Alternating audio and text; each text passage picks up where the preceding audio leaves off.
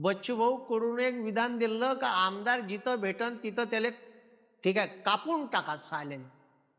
तर मी या विधानाचं समर्थन करणार नाही. भारत हा संविधानानं चालणारा देश आहे. पण काहून विधान केलं याचं विश्लेषण करणं गरजेचं आहे. मी बाजूला 2 फोटो ठेवले आहे, एक बच्चूभाऊ कडू आणि एक हे साध्वी प्रज्ञा सिंग. हिनं मालेगावच्या मस्जिदीच्या समोर बॉम्बस्फोट केला होता. ती बॉम्बस्फोट केलं, ज्या गाडीवर कुकर ठेवला होता, ज्याच्यात बॉम्ब ठेवला होता, ते MAT हिच्या नावानं होती. इले आता निर्दोष सोडलं. ठीक आहे, म्हणजे हे निर्दोष सुटाच्या अगोदर BJPनं इले देशाच्या संसदेत नेलं, म्हणजे देशाच्या लोककल्याणाच्या हितासाठी कायदे करणाऱ्या एवढ्या मोठ्या संवैधानिक संस्थेमध्ये आणि देशाच्या सर्वोच्च संस्थेमध्ये इले नेऊन बसवलं. हे आता अशी वायबार सुटत बसली. हे बाणगुळं आता पैदा झालेले आहे. हे आता अंड्यातून जन्माले आलेले पिलांटू आहे. हे 2014च्या अगोदर एवढे धर्मावर बोलत नव्हते. आणि दुसरी गोष्ट, हे साध्वी प्रज्ञा सिंग आता हिनं काय केलं तर हिनं एक स्टेटमेंट केलं. हिचं स्टेटमेंट काय तर हे म्हणते, जर आपली पोरगी पर धर्माच्या पोरासोबत पळून जात असन तर तिचे तंगडे कापा. म्हणजे आपल्याच पोराचा मर्डर, ठीक आहे, आपल्याच पोराचा मर्डर करायचे आदेश हे देत आहे. म्हणजे पोराचा मर्डर केला त्याचे आदेश हे देत आहेत. हे तशी बोलली तर तुमचे पोरं तुम्ही मेले चालते धर्माच्या नावाखालतं. पण या जगाचा पोशिंदा वाचला पाहिजे, याच्यासाठी जर बच्चूभाऊ स्टेटमेंट देत असाल तर ते विधान चालणार नाही. बरं, हे का म्हणते अजून, ठीक आहे, हे का म्हणते माहिती आहे का साध्वी प्रज्ञा सिंग? हे म्हणते का जर मंदिराच्या समोर एखादा दुसऱ्या धर्माचा म्हणजे मुस्लिम धर्माचा जर दुकान टाकून बसला असेल तर त्याच्या दुकानात जाऊ नका, नाहीतर त्याला तिथंच तुडवा. म्हणजे त्याला बी मारायचे आदेश हे साध्वी प्रज्ञा सिंग देत आहे. मग मला एकानं तरी उत्तर द्यावं का ह्या ज्या काही धार्मिक संघटना आहे, RSS, विश्व हिंदू परिषद, बजरंग दल आणि ABVP, हे जे BJPचे पिलांटू आहे आणि RSSच्या सहयोगी संघटना आहे, यानं मला एक तरी आंदोलन शेतकऱ्याच्या हितासाठी, बेरोजगार पोट्ट्यासाठी, ठीक आहे, त्याच्यानंतर बेरोजगार पोट्ट्यासाठी, शेतकऱ्याच्या हितासाठी आणि बहुजनांना आरक्षण भेटलं पाहिजे, ठीक आहे, त्यांना न्याय व त्याचे हक्क मिळाले पाहिजे, याच्यासाठी आंदोलन केलं का तर दाखवा. तरच तुम्ही बच्चूभाऊच्या स्टेटमेंटचा विरोध करा. नाही तर आता आमदाराची दांडरली आहे का आपल्याला घ्या.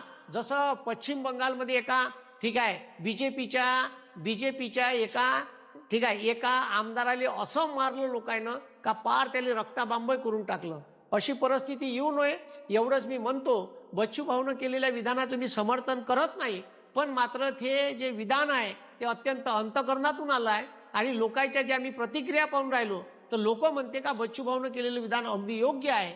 मग जे गाव करी ते राव नाही करी. गावानं जर ठरवलं तर या आमदार खासदारासोबत काही होऊ शकते. म्हणून जे लोक जेन्युइन आहे, जे लोक संघटित नाही, जे लोक स्वतःचा आवाज उचलू शकत नाही, ठीक आहे, अनेक राजकीय लोक शेतकऱ्याचा फायदा घेतात, पण शेतकऱ्याचा कोणी वाली नाही, मी असंही म्हणेन.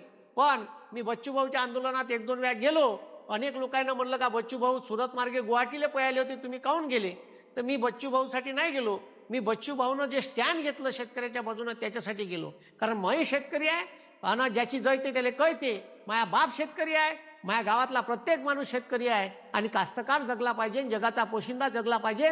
तो जगला तर या भारतातला प्रत्येक माणूस 2 वेळचं सुखाचं अन्न खाऊ शकन असं मला वाटते.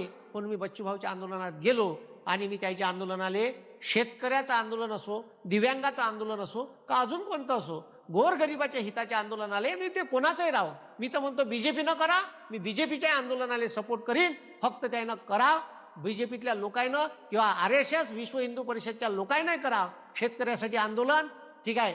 जे वंचित घटक आहे या देशातले, ज्यांना तुम्ही शूद्र म्हणत होते, त्याच्या हक्कासाठी, आरक्षणासाठी तुम्ही आंदोलन करा, माझा सपोर्ट आहे. आणि तुम्ही जर या देशातल्या पोट्ट्याच्या शिक्षणासाठी आंदोलन करत आहे तर माझा या देशातल्या या संस्थांना सपोर्ट आहे. यानं फक्त करून दाखवा. आणि हे जे हिनं स्टेटमेंट केलं हे योग्य वाटते का? याच्या अगोदर अनेक लोकांना स्टेटमेंट केले, हे लगेच तुम्हाला पाकिस्तानवादी, आतंकवादी, हिंदू विरोधी, देशद्रोही करून टाकून तुम्ही फक्त याच्या विरोधात बोला. आणि हे चोट्टे एकही या देशातल्या लोकांसाठी आंदोलन करत नाही. मग तुम्ही जे चष्मे घातले आहे धर्माचे ते काढून फेका. आणि जे पोट्टे शेतकऱ्याचे आहे, जे BJPचा स्टँड घेते, त्यानं थोडंसं डोळे उघडून पहा. त्या बापाले सोयाबीनचे भाव भेटून नाही राहिले, कापूस पिकून नाही राहिला, कापसाचा ठीक आहे बोन आतमधल्या आतमध्येच जीव देऊन राहिलं. तुझ्या बापाले कापसाचे हमी भाव किती आहे ते पाव, सोयाबीनचे हमी भाव किती आहे ते पाय, आणि तुझ्या बापाले सोयाबीनचे रेट का भेटून राहिले ते पाय, आणि सोयाबीन किती पिकलं. ठीक आहे, आणि सरकार तुले किती तुटपुंजी मदत करत आहे. थोडसा बोलता होय पोरगा. ठीक आहे, मी एवढीच विनंती करीन, कारण मले तुझ्या मानसिकतेकडे पाहून असंच वाटते, जी धर्माची जातीची मानसिकता या देशाच्या संविधानाला काढायला 70 वर्ष लागले, ह्या चोट्ट्यानं पुन्हा आपल्या बहुजनाच्या पोटेत धर्म पेरून ठेवला आणि जात पेरून ठेवली, आणि प्रचंड द्वेष आता निर्माण झाला आहे. ठीक आहे, मराठवाड्यात ओबीसीकडं मराठा जात नाही. ठीक आहे, नाव्याच्या दुकानात जायला तयार नव्हते, इथपासून द्वेष निर्माण झाला होता. हे अत्यंत कुटील राजकारण बीजेपी करते असं मला वाटते. शेतकऱ्याच्या हिताचे निर्णय घ्या. तुम्ही 1 रुपयाले अदानीले जमीन देता. ठीक आहे, आणि आमच्या शेतकऱ्याच्या पाना ठीक आहे तोंडाले पैसाचे पानं पुसता, हे आमच्याकडून सहन होणार नाही. म्हणून या आंदोलनात सहभागी व्हा. हे मोठं आंदोलन आहे. ठीक आहे, माझा तर मुंबईला कार्यक्रम आहे. ठीक आहे, आली वेळ तर मी तो कार्यक्रम रद्द करून या आंदोलनात जाईन, कारण हे आंदोलन माझ्या बापाचं आहे.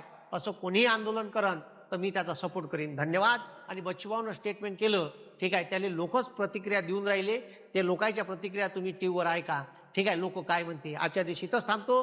धन्यवाद. जय जवान, जय किसान, इन्क्लाब जिंदाबाद.